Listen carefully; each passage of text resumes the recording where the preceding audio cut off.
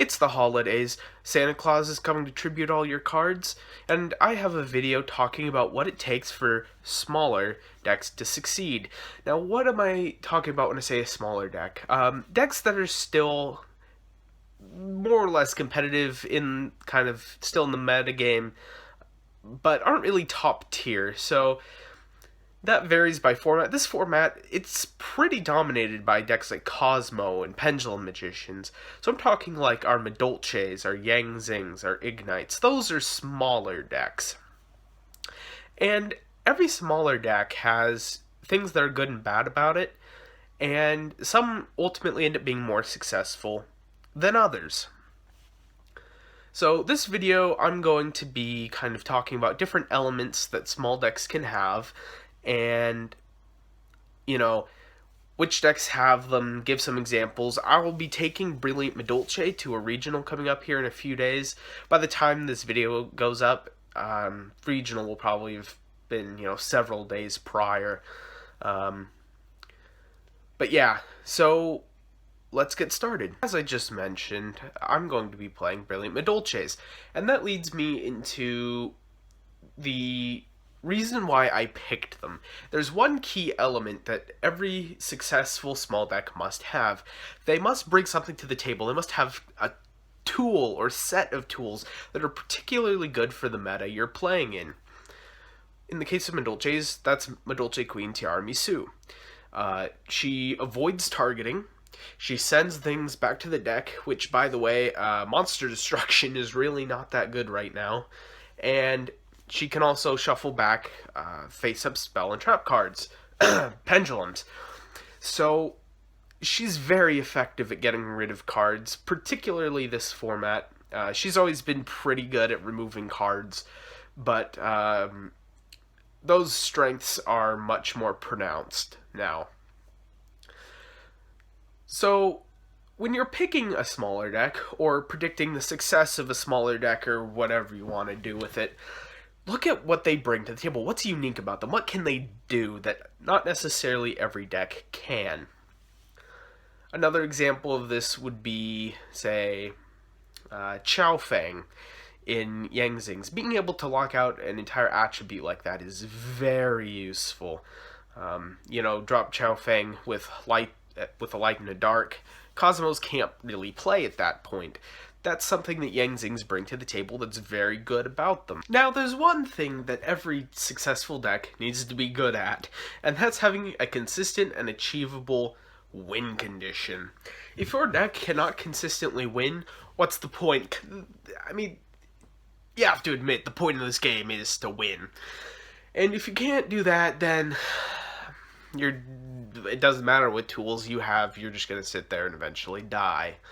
So this might seem obvious, but let me give you an example of a deck that has the tools it needs, but doesn't really have a win condition.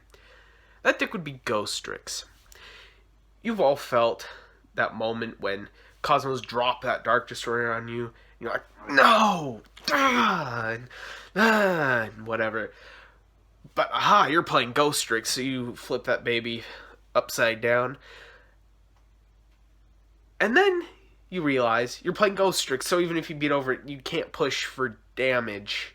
So it's hard to win.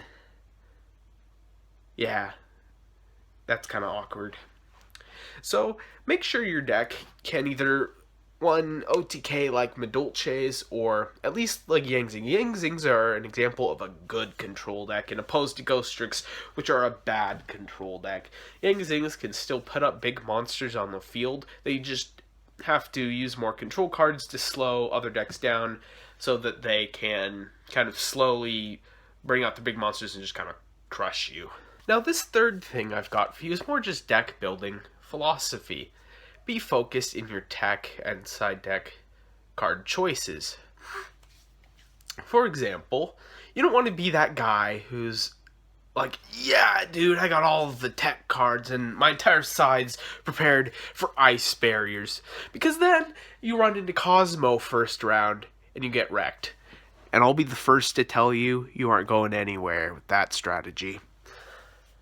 Instead, you should be focusing on playing cards like Anti-Spell Fragrance for Pendulums, or Light Imprisoning Mirror for Cosmo, or Poisonous Winds for Magus Specters, or Imperial Iron Wall for Infernoids. Those are much better cards than, I don't even know, what would you even side against Ice Barriers. If you guys have any ideas for side deck cards against Ice Barriers, put it in the comments below. I want to hear what you got. So, just don't be worried about rogue decks so much. You do want your deck to be able to compete with rogue decks, but I feel like that factors more into the choice of the deck you're playing. You know, if your deck is such a one-trick pony that it can't really deal with, say, Fire Fists, then you probably shouldn't play it, because there is the off chance that you're going to run into one of those decks. But you don't want a side deck for them, because you really want to be focused on those bigger decks that are objectively better than yours. Speaking of one-trick ponies, decks that are successful shouldn't be one. You should have a deck that is multifaceted and has more than one way to achieve its win condition, or have more than one win condition. For example, going back to my Medolches, they have the main combo with Angeli, but there's also combo extenders like Instant Fusion, Brilliant Fusion. With Brilliant Fusion, there's the Perform Mages, and Instant Fusion is good for recovering advantage, and you can go into combos and get sort of all kinds of outs and such. And I'm even teching in Glow Up Bulb so I can make Nat Beast. That's being multifaceted. You have more than one way to get to that OTK, and you can go for the OTK more than one time a game. There are a lot of decks like Cyber Dragons where you really have your one shot to OTK, and if you don't get it, then your deck kind of just wilts. Another example is Yang Zing. They have lots of different synchros they can make. They can go more aggressively and try to put a lot of monsters on board, or they can just set up their traps and just kind of sit back and slowly build up advantage while preventing you from doing what you want to do, etc.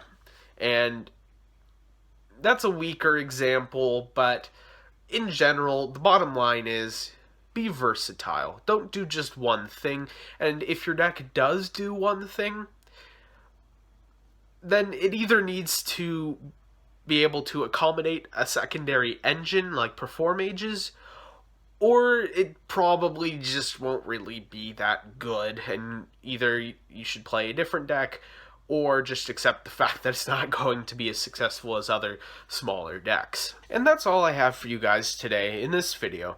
Now, I just kind of briefly covered and outlined some of the bigger principles that you should be thinking about when building and playing smaller decks like Medolches, Infernoid Ignites, Yang Zing, etc.